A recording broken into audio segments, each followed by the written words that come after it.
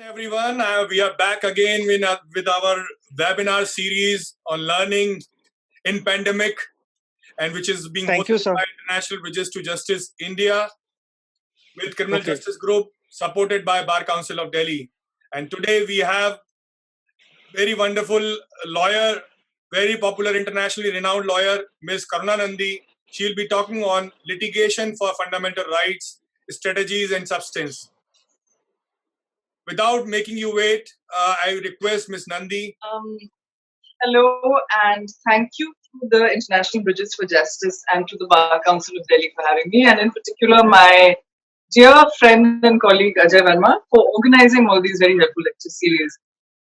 We're going to talk today about fundamental rights, and I've been asked very briefly to discuss what fundamental rights are.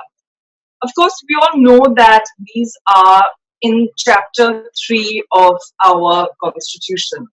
According to me, this is the most important chapter.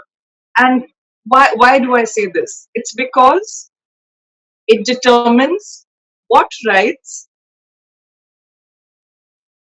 in our relationship with each other and in our relationship with governments are inalienable. That they are sacrosanct, that they are sacred, they cannot be violated, one. But also, as Dr. Ambedkar said when he was looking at this chapter, that they must be furthered. Dr. Ambedkar also spoke about the idea of bandhuta, or fraternity. And that idea is that fundamental rights should not be such that they are only subject to the lathi or policed by the state, that there must be the kind of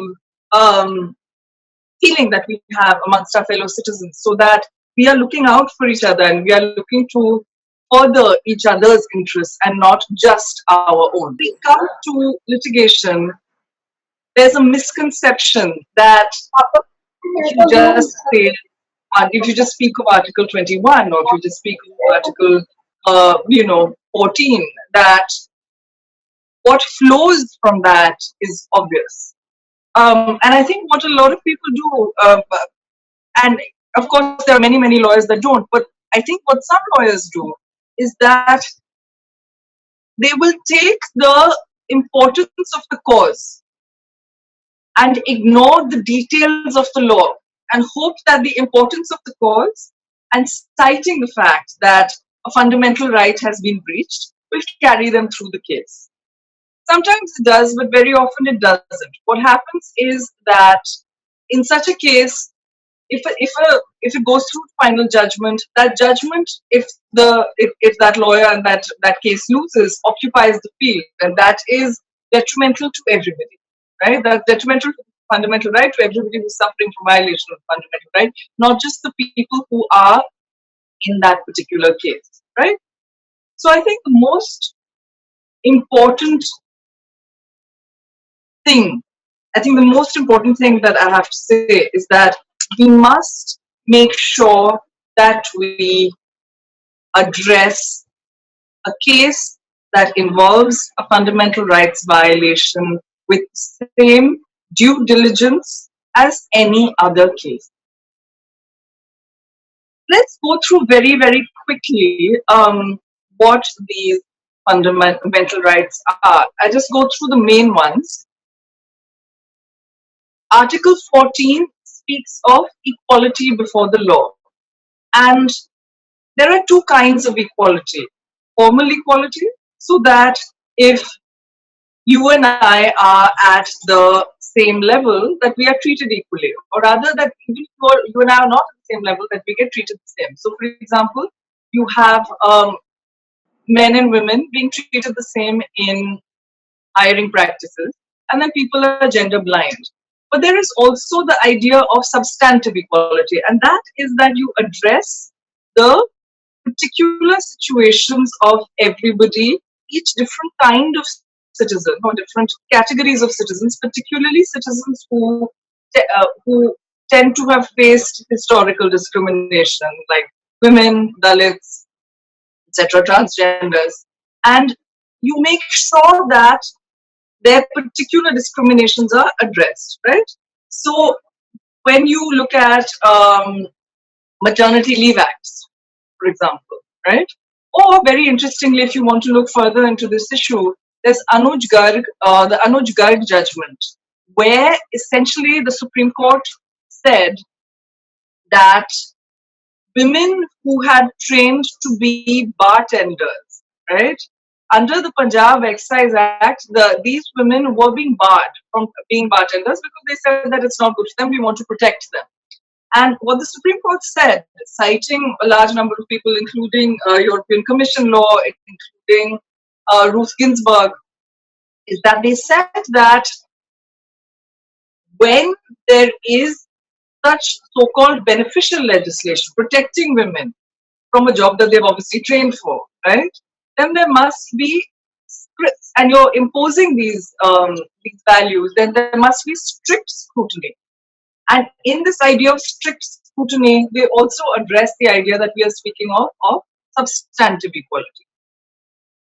So, as I was saying, the jurisprudence is advancing fast. So when we speak of Article 14, we also speak, I think Article 15 is coming in more and more. And Article 15 speaks in part of horizontal discrimination. Now, most fundamental rights are about our relationship with the state, right? So it's a vertical relationship. What the state can do and must do, for example, the right to food, and the state must fulfill the right to food. And what the state cannot do, which is under DK Basu, for example, there are particular protections on handcuffing, arrest, Joginder Singh, etc. And there are particular things that the state can't do there, and there are particular rights that the state must respect.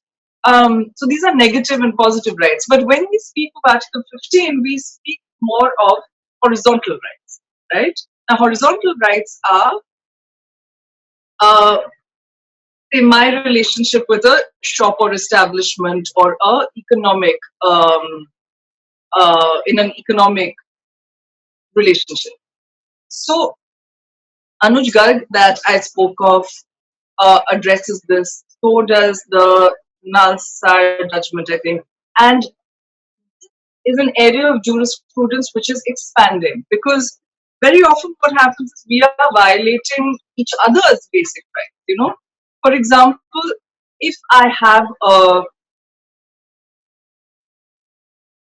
I don't like vegetarian and I have a purely meat eating society, or if I don't like Vaishnavas and I am a Shaivite, and I just want my society to be Shaivite, there is the Parsi Housing Board judgment, which essentially protects that kind of that kind of discrimination. The last I checked. So I think this kind of discrimination and this kind of horizontal relationship between people of respecting and fulfilling each other's fundamental rights to a degree is something that needs to be furthered. So I think Article 15 is a new and interesting area. When we speak also, I think a lot of people Article 21. And Article 21, of course, originally was the right to life and the right to say habeas corpus. Habeas corpus being freeing the body, right? Which is that if somebody has been arrested without a lawful reason, then we can go to court and we can, file the writ of habeas corpus and we can say release this person. Of course, we have seen most recently that this had become somewhat ineffective, this most basic of fundamental rights, because what happened is that the courts have been giving far too much deference to the government's idea of who should be detained and who should not be detained. And of course, there's all varieties of preventive detention, whether it's in Kashmir or whether it's under the UAPA, that have come into play. So in terms of enforcement of that right, that has slipped a little bit by the wayside. No, quite a lot actually. In terms of jurisprudence, though, Article 21 was expanded by our courts from just being the right to life to being the right to a good life. Now, what is the right to a good life? That's the right to be free of bonded labor, for example. It's the right to a clean environment. It's the right to, in the CNG judgment that was given by Justice Gopal, there is the right to food. Uh, there is the right of a child to be free of marital rape, because until independent thought, this is something that was considered lawful for married children between the ages of 15 and 18. They were raped, then this was not considered criminal. I'm currently arguing in the Delhi High Court regarding adult women, and we are seeking that marital rape be made a crime for against adult women as well, keeping in mind that about 90% of the rapes that happen in our country, and this is not my data, this is government data, um, government healthcare data, because women tell the truth much more to their ladies' health visitor than they will to the police. Plus, it's not a crime, so you're not going to go to the police for it. So, of course, some women go under Section 354 or Section 377 of the IPC because there is no marital exception there. So, sometimes women say that, look, I was sexually assaulted short of rape, or there was anal sex without consent, and then sometimes people will go under 377. So, in that, in those arguments, we are saying that women have a right to life. We are saying that women have a right to their horizontal fundamental rights being protected under Article 15. We are saying that there is a right to, there's a very fundamental Article 14 right, which is that you must, that you can't treat married women differently from single women, differently from separated women. Because don't forget that under Section 376B and under Section, I think it's 198 CRPC, there's an except basically what the law says under the criminal law amendments of 2013, the law was changed for separated women, and at least marital rape was criminalized with regard to separated women. However, the punishment was not the same as the potential punishment for a rapist that the woman didn't know. So the maximum punishment is 2 years, and cognizance can only be taken by a magistrate. Police personnel can't act on their own as they can in other cognizable offences. So basically, we have three kinds of victims and three different kinds of rapists. And there's a very clear Article 14 argument there, is that without intelligible differentia that has a rational nexus to a compelling state purpose, that you cannot have these different kinds of rape victims and different kinds of rapists. Basically saying that if you are separated from your husband and he rapes you, or if you are not married to your rapist, or if you are married to your rapist and he rapes you, then there is no intelligible differential. We are also making an Article 19 argument. I mean, the reason that I am speaking of this case is that it brings in quite a lot of these fundamental rights. And when we speak of Article 19, one of the arguments that we are making is that not only do I have a free speech right to say no, and sexual expression is also a free speech right, I also have a right to say yes. And if you take away my right to say no, then I become a legal subject and a sexual object, and I am not able then to say yes. I become a mute object. So hence that right to say no, aside from being a Article 21, right, as upheld by 9 judges in Puttaswamy, the right to intimate decision making, the right to the body. Justice Chandrachud cited Catherine McKinnon, who is a pretty radical feminist, actually, from the US, in speaking of such a right. But I also have the Article 19 right to my voice and to expression. So we have a bit of a sense of the ambit of fundamental rights. And, Maneka Gandhi, for example, spoke of the golden triangle of 14, 19, and 21.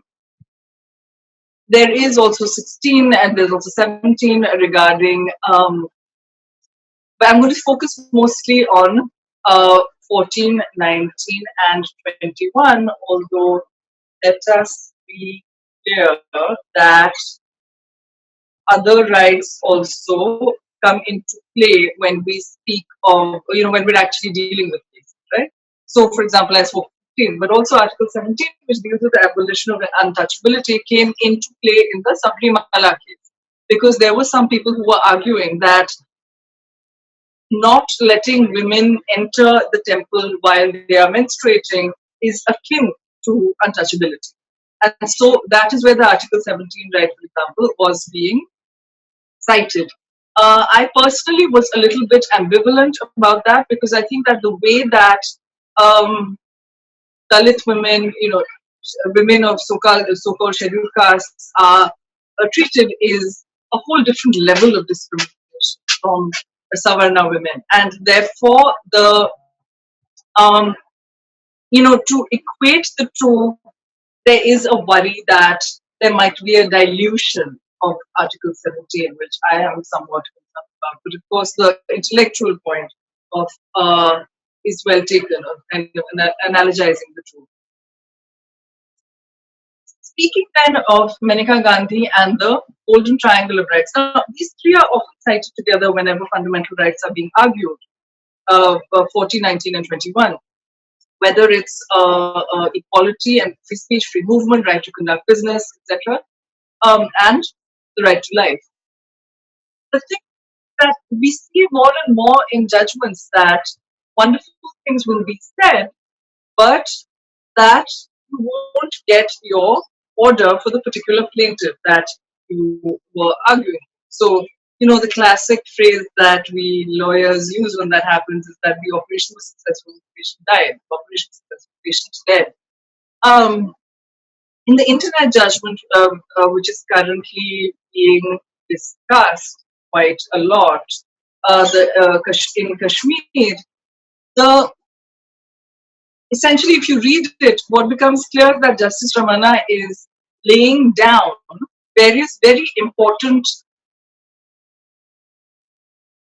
well, I suppose it becomes guidelines as to what future judges must do when they are faced with an internet shutdown. It must be necessary, it must be proportionate, it must be limited in time, etc. But then when it comes to this particular case, then the remedy was not given. And even now it's been sent to a government committee, which really, I think, should surprise us as lawyers, because it then seems to mean that it is the government that will decide whether it has itself violated these fundamental rights or not. In this judgment, I think it's very important to have a understanding when arguing this case. This is not my case, but I think in the arguments of this case, it's very important to get an understanding of tech law and how internet shutdowns work, the mechanism. When I was arguing Shreya Singhal along with five other counsel, I wanted to get a deeper understanding of the tech that was involved. So one of the things that I did is that I set up a sort of what I called the Tech Brains Trust. And we had 5 or 6 sort of very smart people who understood technology, but also some people understood the other rights that might be implicated in the ambit of the case.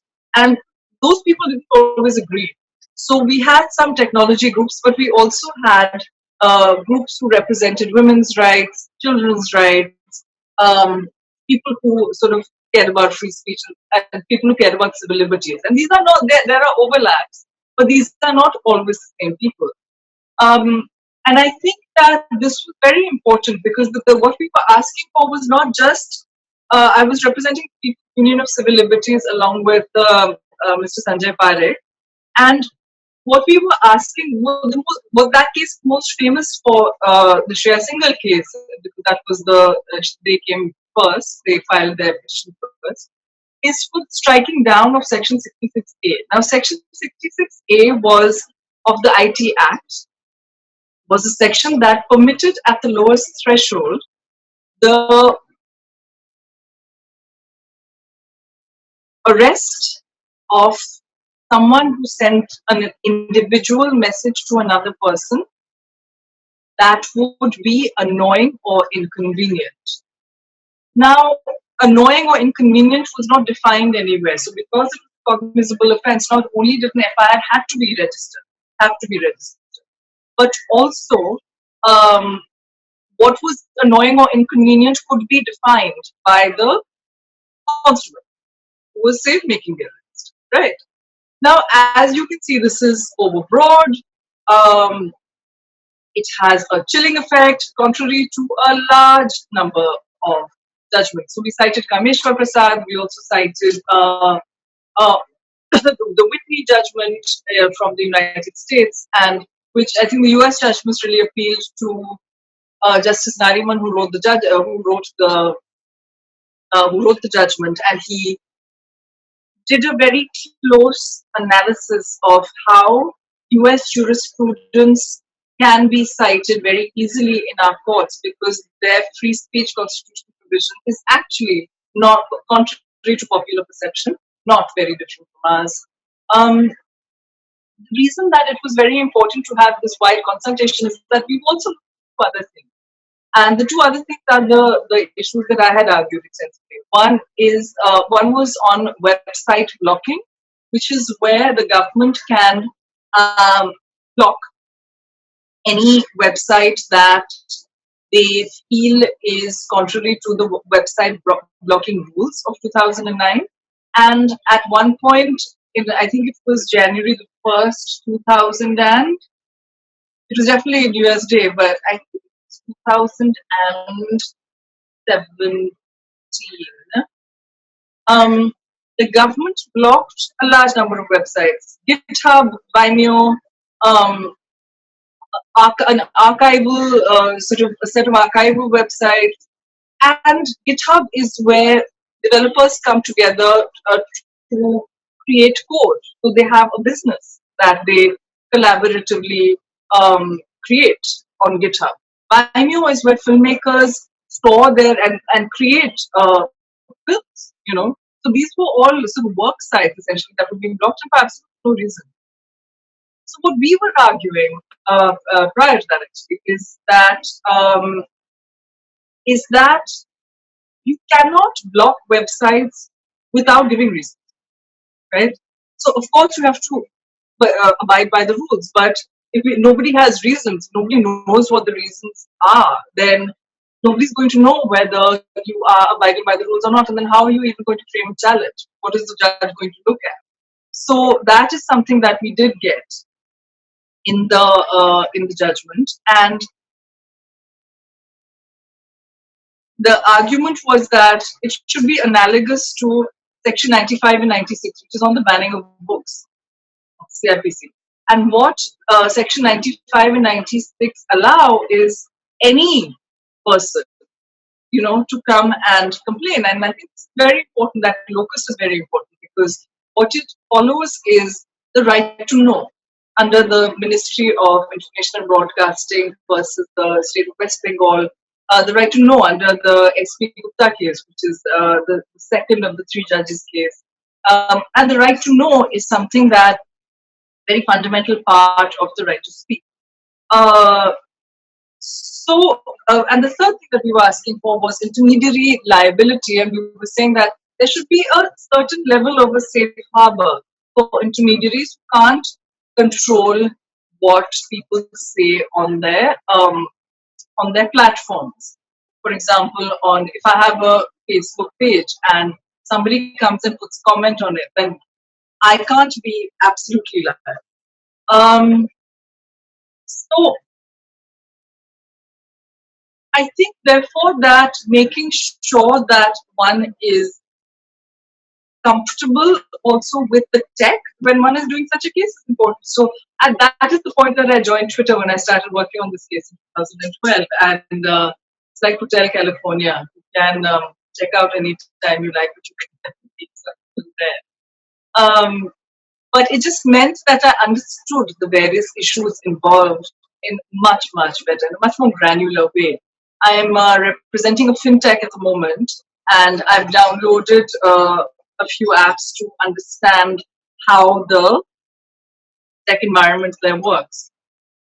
I think, another example of understanding the different kinds of law is in the Bhopal litigations, which I lead in the Supreme Court. And yes, those cases are going on. And yes, those people still have not got, to a large extent, have not got justice. So we have won some cases to bring relief, to bring fresh water, for example, because this population that inhaled the gas and acquired genetic mutations and serious illnesses like cancer, like not menstruating, not being able to have children, having children that also had genetic mutations and grandchildren, right? So 3 generations, possibly now 4. This same population was also drinking what is also drinking water that is laced with chemicals like hydrochlorohexane and dichlorobenzene that cause cancer, that cause neurotoxicity, that cause neurological problems. And my first priority when we got these cases was to make sure that safe water was provided. And we fought and fought and fought. I mean, the groups, every time the Madhya Pradesh government came and said that, look, we've done it, ho gaya, humne to kar diya, right? The group to the Supreme Court. Every single time they would, the untruths would be told on affidavit. The groups, and this is across governments, by the way, that it's not if you care about one party or the other, this was about all parties, basically. That was the groups would go back and demonstrate, the survivors and their supporters would go back and demonstrate that no, these people did not have safe water.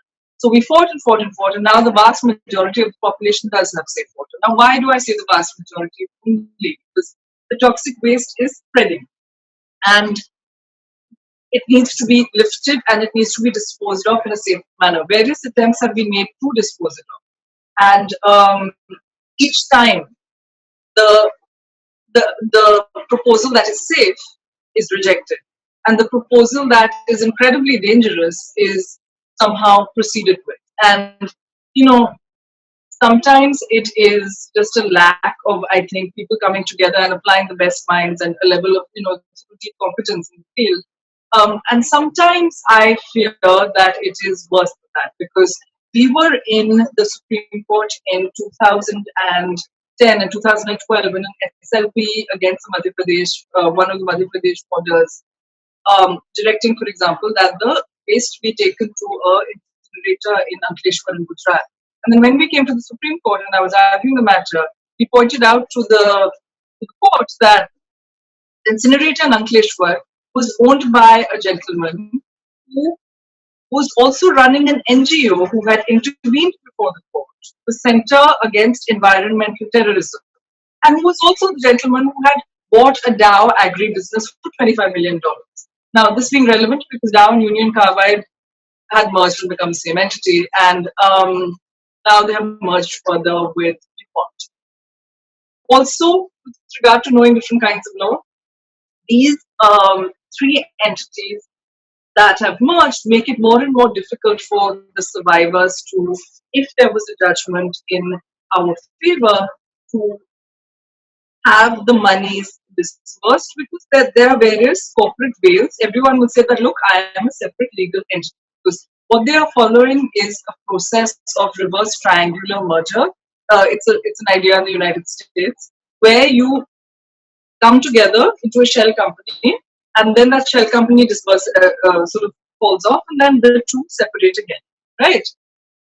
So an understanding of corporate governance and litigation with regard to piercing corporate veils was therefore fundamental.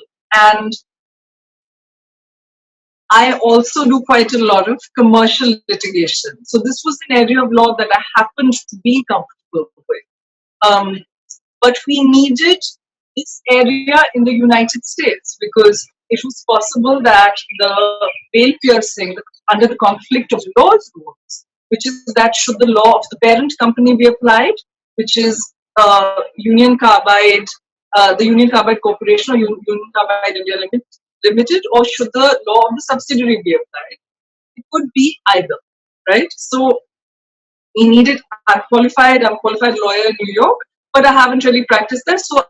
So one thing I think I quite rightly felt is that we needed people with that expertise. We brought in. So we brought in the dean of the Washington Law School to give an opinion on affidavit regarding the veil piercing and the unity of entity of Union Carbide, Dow Chemicals, and now we have a Security and Exchange Commissioner saying that DuPont also, that they must deposit the money in the Indian courts because Union Carbide is a proclaimed absconder already before the magistrate, and also that they have been violating the magistrate's orders of attachment of assets, and they have been bringing in their patents, etc., into this country, as found also by a US federal court. That they found specifically that our court orders were being violated. Right? So, obviously, we can't be masters of every area of the law. It's not possible. But I think that very often as lawyers, what tends to happen is that when we see a nail, when we have a hammer, since we have a hammer, that every problem becomes a nail. Right? But it's very important to take a step back and to understand the different areas of law that might be involved and bring in consultation from our colleagues and friends who might be specialists in that area of the law for a particular purpose. I think that is something that's very important. And particularly in litigation with regard to fundamental rights, there's always going to be a different area of law involved. I think actually in any litigation, but particularly, but for example, there are some areas that are quite hived off. Like when we do indirect tax litigation, then it is its own thing. You have issues of classification. You have different issues that come up that don't really that much involve other areas of law so much. I mean, in customs, you have some, you will need to know some criminal law, but generally it'll be very fairly specific. In litigation of fundamental rights, there's going to be a whole variety of areas of law that come in, and you can't make the mistake of, as I said, taking it easy and just riding on the fact that it's an important issue, citing our 21 and 19 and 40 and just kind of wandering into court and giving a speech. Because our responsibility here is much, much greater. Because what we are fighting for and what we are protecting and what we are, if we lose, we are occupying the field, and it is all of our citizens, right? It's not just going to affect that particular plaintiff. And so I think where we need help, we must bring in consults from other people who are specialists in other areas of law. I also think that because of the importance of that, collaboration is something that's very important. So I think this played out quite nicely in the case that I was referring to earlier, which is the Shriya case, and where we had Mr. Sorabji started. Obviously, he was, Sorabji was going to start, so he started, and he was not. We were in different cases, but the thing is that because he was the first lawyer who was arguing, he's going to shape the judge's mind, and in the interest of winning rather than making sure that one got the glory of one's own points, right, and potentially lost the case. What some of us did was that we handed over the points that we were seeking to make and the points that he was making related points and shaping the judge's mind for others who argued before us. And, as it turns out, there was more than enough credit to go around. And there are some cases that you get congratulated a lot on, and then there are some cases that you work very hard on, and it's a very important case actually for the polity, but that you don't get congratulated, and that's fine. That's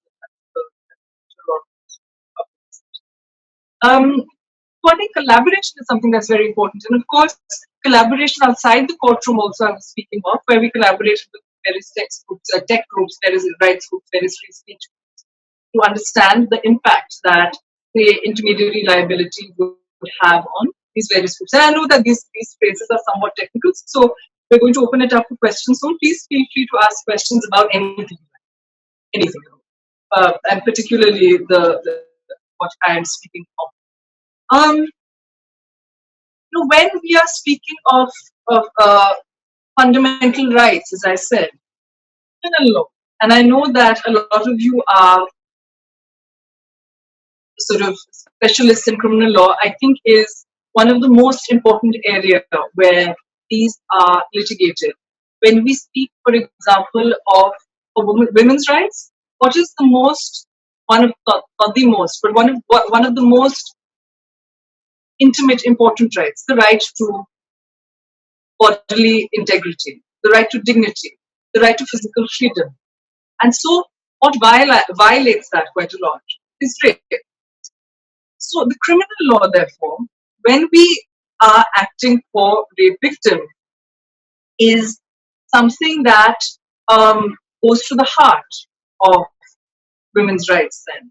And I've been acting for a number of rape victims, and I find that without proper representation, and this should not be the case, right? Because of course now the role of victims counsel has been enhanced, but the role really is of prosecution. It's a prosecution's job to make sure that the person is that the victim is prosecuted. It's not like defamation. It's not a private. It's not a private case, right? Like it's a case of the state against the accused.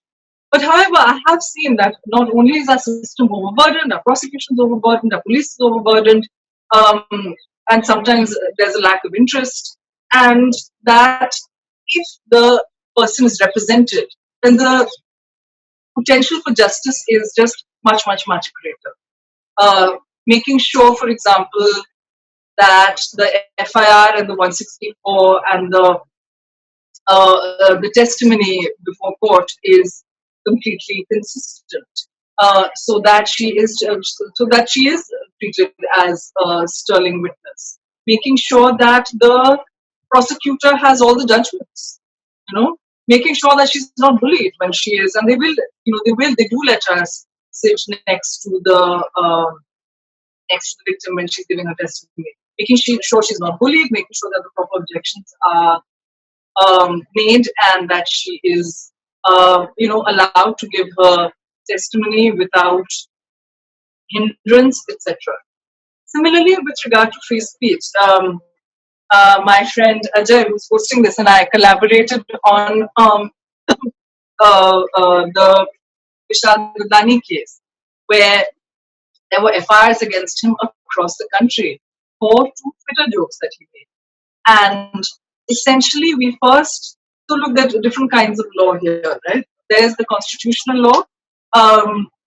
The allegations against him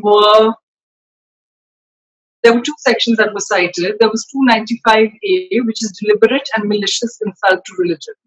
And there was section 153A, which is that speech which has essentially a divisive effect on groups. And with regard to 295A, there is a 5-judge bench called Ramji Lal Modi that read it down, refused to strike it down, but read it down, right? However, Ramji Lal Modi was, in my opinion, wrong because it failed to follow a 5-judge bench before it, and there were Kameshwar Prasad, etc., that were 5-judge benches after it, followed the judgment that it failed to follow, right? And so we went first to the Supreme Court asking for a 7-judge bench to be set up in order to set aside Ramji Lal Modi. Because it was a very clean, simple argument. The difficulty was that we were forced to do this in a listed mentioning. As you may imagine, a listed mentioning is not somewhere you want to ask for a 7-judge bench, but we thought we must give it a shot. And we also wanted to consolidate the affair.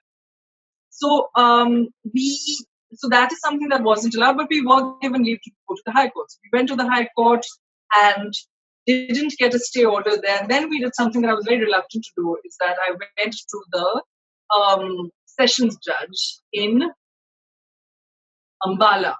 And the reason I was reluctant to do this is because I thought that perhaps there would be pressure from the government, and that judge who was a bit more junior might be less able to withstand that pressure. But actually, that judge gave an order that was better than many of the Supreme Court orders on free speech I have seen in recent times. It was detailed, it cited a lot of jurisprudence, and it basically said that this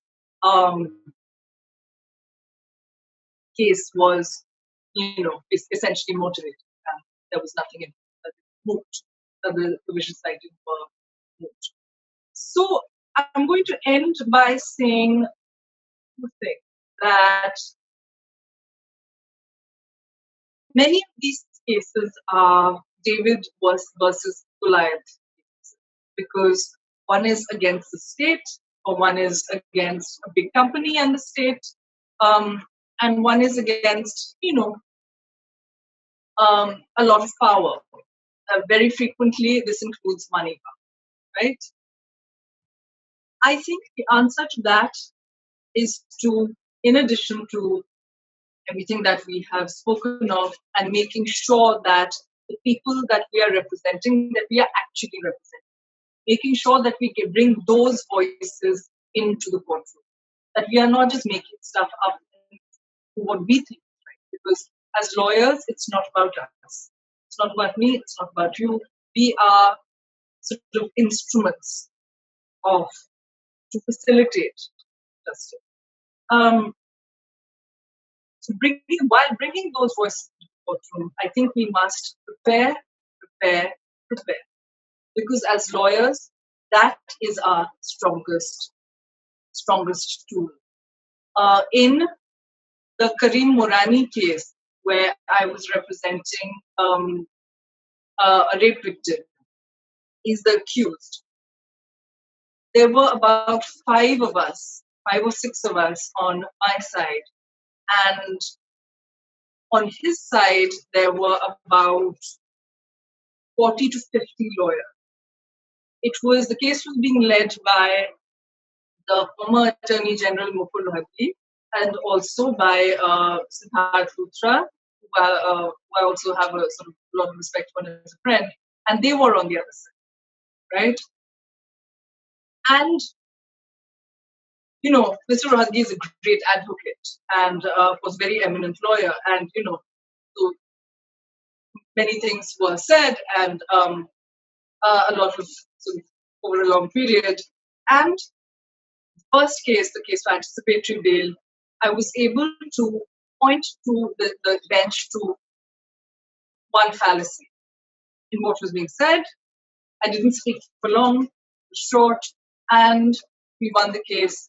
Anticipatory bail was denied. The man was arrested. He went into police custody for a reasonable period. Unfortunately, when it came to regular bail, he was granted regular bail, and the trial is still going on. But the first case was a case that was a particular victory, and it was won because we prepared. And any cases that I have won in this sphere has been because I've worked hard, because I've listened to the client and the people that we are representing, and thirdly, made sure that no stone is left unturned, whether it is an area of law, whether we are making sure that we are before the correct forum and, the correct bench as much as that is possible, and being agile to make sure that. Thank you, and we'll take some questions. Thank you, Karuna, for wonderful discussion and sharing your views on the subject, as well as sharing your own cases in which you have done represented. And in fact, the beauty of fundamental rights is this is an enforcement which the state seeks against itself. And that is the thing which most of the times we will be definitely approaching to the courts when we seek the enforcement. I have few participants who would like to ask, and I would be naming them, and they can unmute their mic and directly ask the question with Madam Karuna. I have Zoya. You wanted to ask something to her, Zoya? Hi. Hello, ma'am. I wanted to ask, like during the rape case, camera on if you can. Let's see you if it's possible. But don't worry if you're in your pajamas or if you're not in the place. Oh, I'm not. Okay, so I have a hello behind me. Yeah, hi. So I just wanted to ask, while there is a lot of load on prosecution, and we see that maybe they are unable to do their jobs well in rape cases. So isn't it that we should be allowed as women lawyers to volunteer ourselves to get into cases and help the prosecution? Hello? I think that, look, there is a way in which, can you hear me? Yes, I can. So there is a way in which you can do that. Where are you, Zoya? Are you in Delhi? Yes, I'm based out of Delhi, ma'am. Okay. So, the DCW has lawyers going to the courts to assist the prosecution in particular cases. So I think if you got on their roster, then that's the easiest way to do it. So it is possible. Yes, Shobit. Go ahead. Good afternoon, sir. Good afternoon, ma'am. Good afternoon, Shobit. So, ma'am, I would like to ask you, in respect of this lockdown, and since you have told us about Article 21 also, ma'am. So, ma'am, if like we all are following the lockdown rules and sitting at home, and several people are just like walking from one place to another. So, can you please explain between Article 21 and the current scenario, like? I think the Article 21 right is the right to life, right? So I guess the one that you're thinking of is the Article 19, right? The right to free movement. Is that what you're thinking of, or are you thinking of the right to life? Well, see, the thing is that, Shobit, I think the question you ask is a very important one, because I think that basic rights are being taken away with the same speed as which the virus is spreading, at the moment. We see, for example, that, while we have police people going and, bringing cake to rich people, they're also giving kicks to poor people who are migrants who are trying to go home, and people like that, which is not to say that they are in any easy kind of situation, but we see the kind of brutality, and we see the kind of brutality that is being perpetrated on these poorer people by us as a society. That is just horrible and unprecedented, right? So I think the way in which the Article 21 right is being violated most is actually in the simplest way, is in people's right to actual life. When you have a 12-year-old walking home, and just before she reaches the 12 kilometers, some kilometers before she reaches a village, she collapses and dies, then I can't see that. Do you know what I mean? That I can't see how we can't think about all our policies differently, because at the moment I think that policies are basically being made for people with balcony. Come out onto your balcony and clap. Come out onto your balcony and raise a candle. And I did this. I have a balcony, and I did this. Because we have a sense of solidarity with our neighbors who also have balconies. But what about the people who don't? And so I think that Article 21 right and the right to life is something that is really, really fundamental to address. And sadly, it's not being addressed. On the same day, yesterday, our Supreme Court refused to look at these migrants' rights with regard to their care. And what they did do is that they they said that they were going to personally supervise the beautification of a particular park. So I think there's a particular abdication that is happening in some cases in our constitutional courts that is distressing. Also, with regard to fake news, this Okay, is a yes, ma'am. problem across the world. Yes, The ma'am. fake news laws are being sort of spread across the world, and the idea, of course, is like, look, nobody wants fake news about the coronavirus to be spread, right? But under the guise of that, a lot of people who don't agree with the government's very limited, clear line, right? Or have, sort of independent reporters or whatever, are being prosecuted under these so-called fake news laws. And so I think that the question you ask is very important, that in times of COVID, in times of any emergency, harking back to ADM Jabalpur, that we mustn't, because of fear of not contributing to a centralized leadership. I think that's also always something one wants to do. One wants to contribute to a centralized leadership because one wants kind of a strong center to take one out of the particular difficulty, right? But for fear of taking away from that, one must not leave open the sphere of citizens' rights to be violated with impunity. I think that is really fundamental, and I think our role of lawyers there, is really important, because if we don't bring these cases, then the courts have nothing to decide. So, at the first instance, our role as lawyers is the most important. My name is Anshika, and I wanted to ask if is Section 375 gender neutral? Put your video on, Anshika. Okay, ma'am. Okay, Anshika, whenever you have a question like that, I think first Google it. Okay, Google it on your phone. Can you do that very quickly? Yes, ma'am. I think it is not, but it should be. So Anshika is a You law think student. that it's not?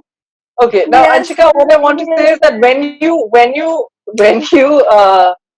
think that it should be, then you've got to know what it is first, right? So, have you Googled it? yes, ma'am. Yeah. Now read it out. Yes, no, not yet, ma'am. Okay. Huh? Um, ma'am, I'm just doing it.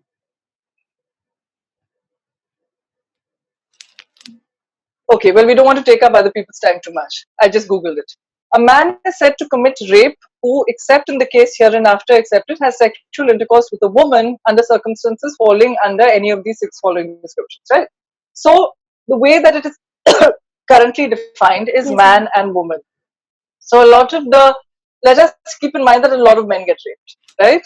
And this is something that, or sexually assaulted.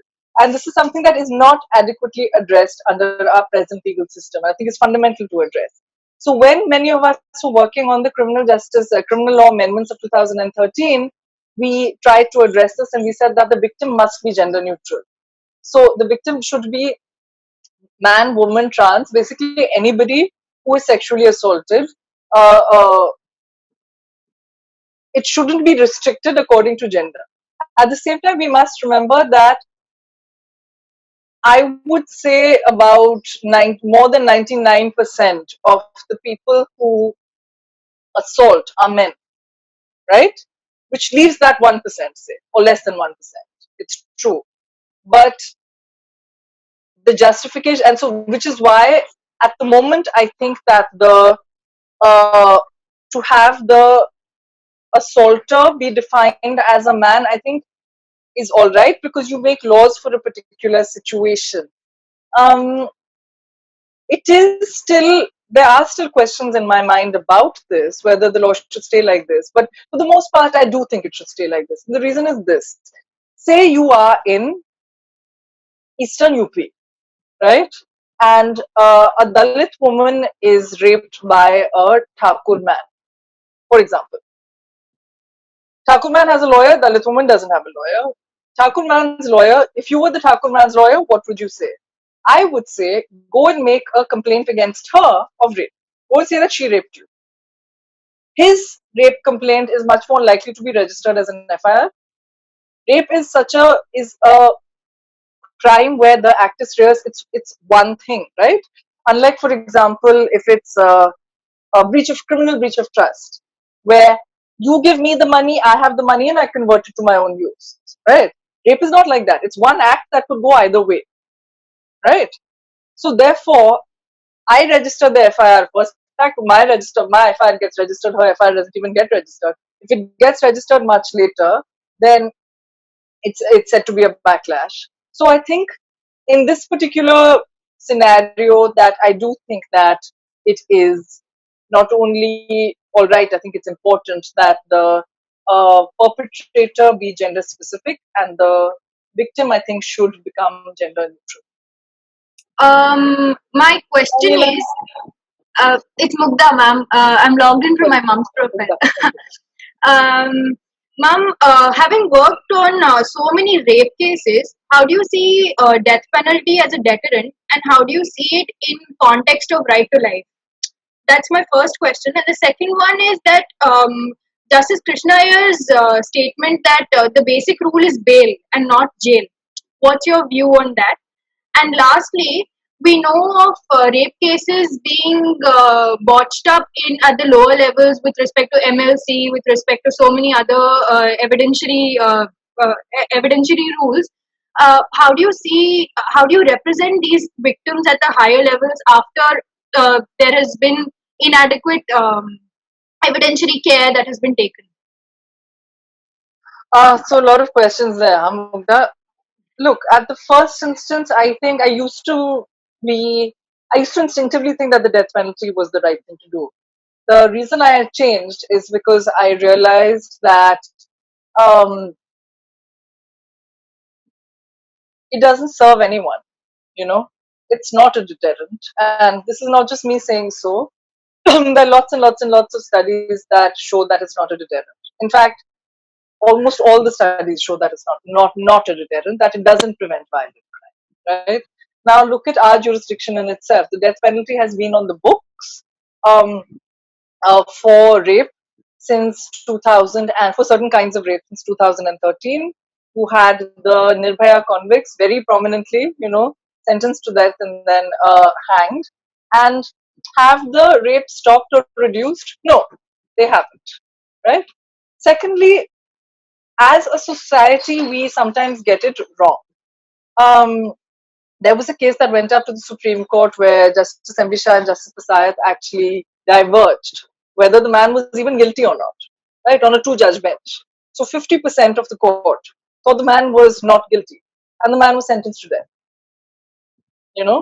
And there's the Innocence Project in the United States, and my friend Eko Yanka is one of the people who runs it, but it's a very, very well-known sort of project, and they use forensic evidence, for example, to look at whether people are guilty or not. And a number of people who were sentenced to that and then killed later were found to be not guilty.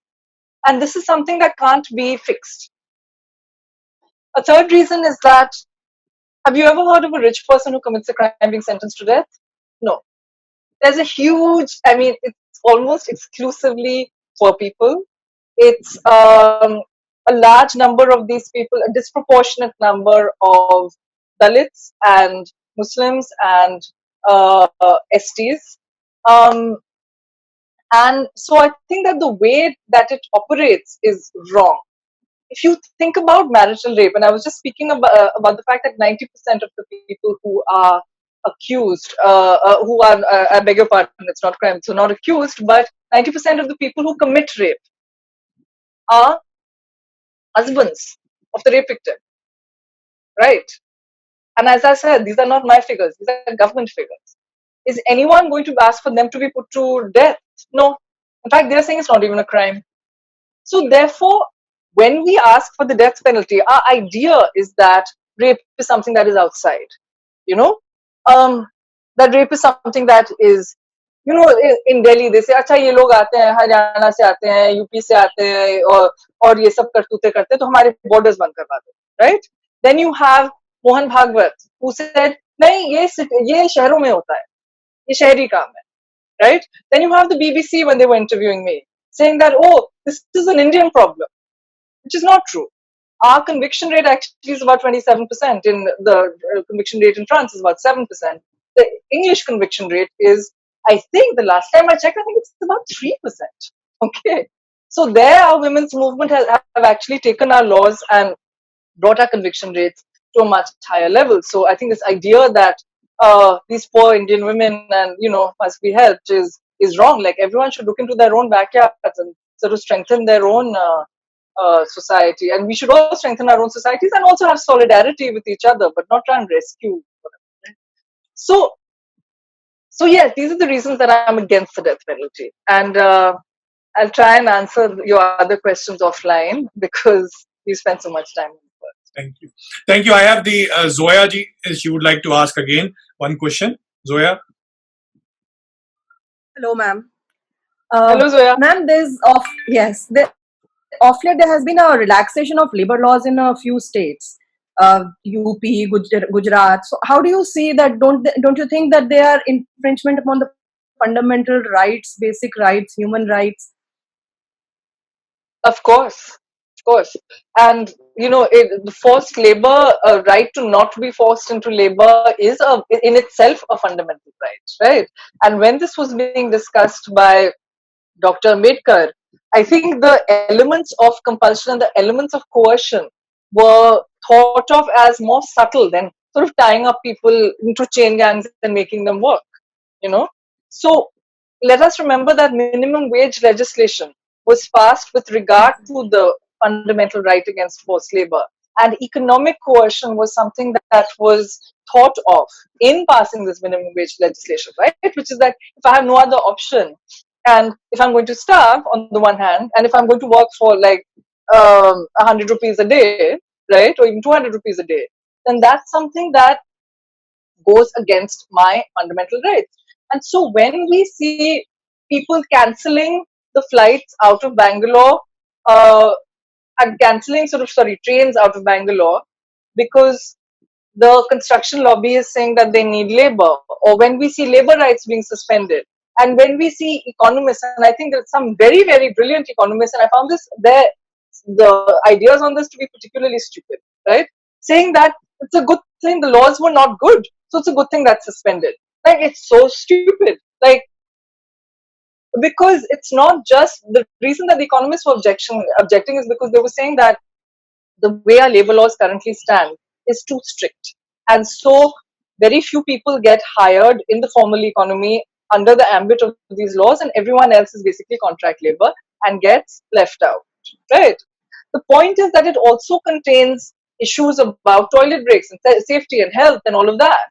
So you can't suspend the whole thing. Yes, it should be reformed and there needs to be a discussion about that, but you certainly can't suspend it. And so I think that what's happening now at the moment, actually, Zoya, is that there is a expropriation of value that is happening from labor, from migrants who. So basically, we are getting the benefit of health at the cost of the health of the migrants who are. There's this particularly memorable picture of an infant being yanked up by one hand onto a truck, right? And think of the babies in our family, how they are cosseted and treated at particular levels of AC.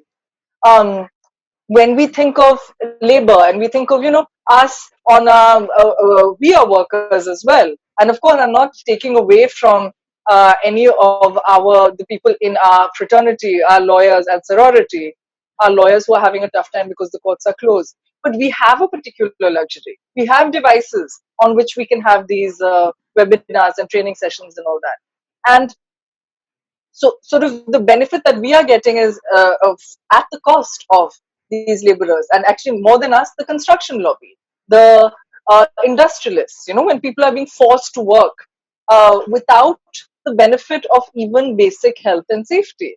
So I think that this expropriation that's happening is speeded up, and it's a very, very worrying thing. And I think that we as lawyers should, and let's be clear that we shouldn't just just go to court in a second. I think we as lawyers have a very important role to look into it, see if there are people who need representation, very, very carefully bring these cases in a strategic manner so that people's basic rights here are not ignored at the cost of the very rich. Thank you, Karuna. I have the last question, Nishit Kumar. Thank you very much. Nishit Kumar. Hello, Karuna. Hello.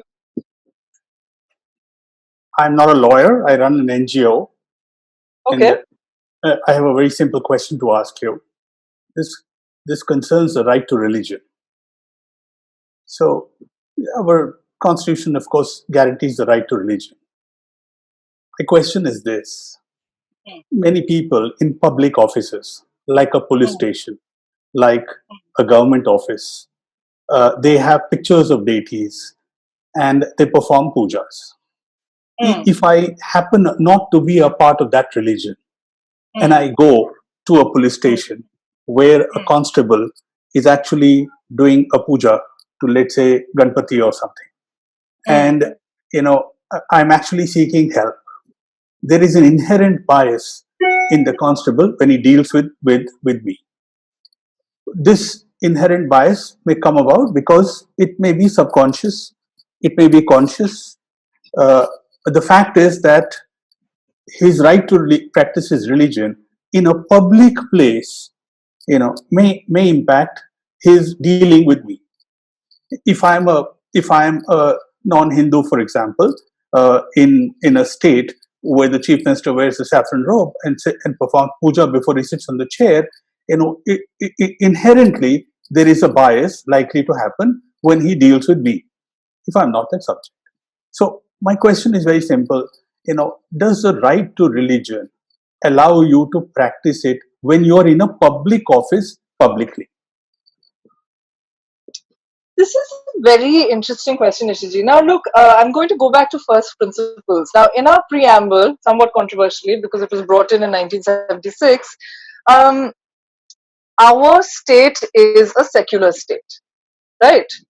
So the state is secular. Now, the right to profess freedom of religion under Article 25 and is the right for citizens, right? Yes. To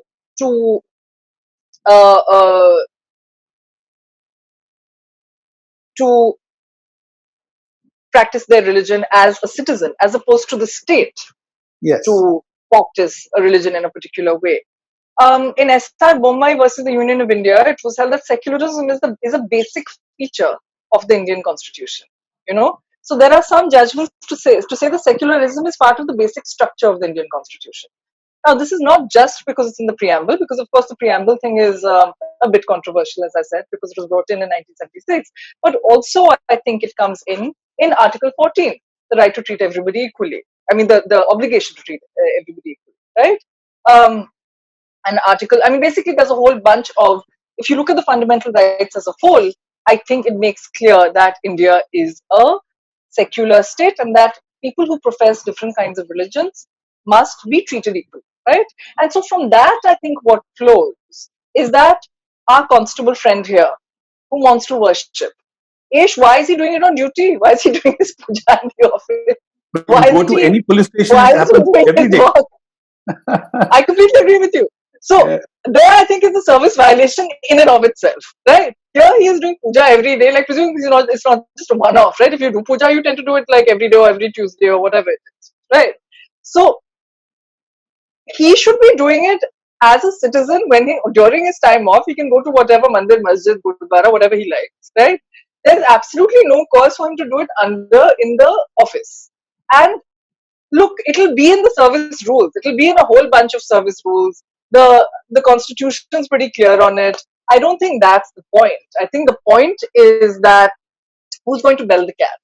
So, for example, I am on the board of a wonderful organization called the Blank Noise Project.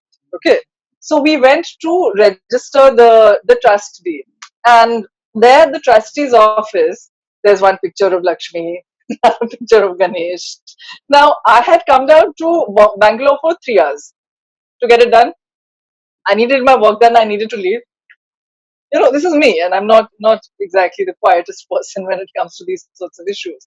And I got my work done, and then I kind of mentioned it gently, but didn't go into it too much and left. So the point is that who is going to bell the cat? We can go to court and we can ask for these particular things to be followed. And I actually think that what you're saying is quite important, particularly today, to make a point. Of course, it's true that there is the idea of laïcité, which is the French idea of secularism, which is that there will be a separation of church and state, and so there will be no religion at all in the state, right? Which isn't true here. Which I think the idea here is that there will be all religions, sort of thing, But I think this is something that is very important to identify the lacuna in terms of rules, and in order, and I think it's very important to enforce, because I do think that this sort of goes actually to the heart of the zeitgeist at the moment, which is the appropriation of the state for the benefit of the followers of a particular religion, ostensibly, but of course not in reality, because who are the migrants? Hindus. Who are the people who are starving? Hindus. So, it's all ostensible, it's all very political. But it goes to the heart of that. So I do think that this is the point that you're making is a very important one to enforce. Thank you. I think with this, I would like to say that we have no more questions. And Karuna, thank you so much for this wonderful session. Thank you all the participants. And it's almost a 1.5 hour session on the very important aspect of fundamental rights litigation. Thank you, everyone. Thank you for joining this. Thank you as well. Thank you.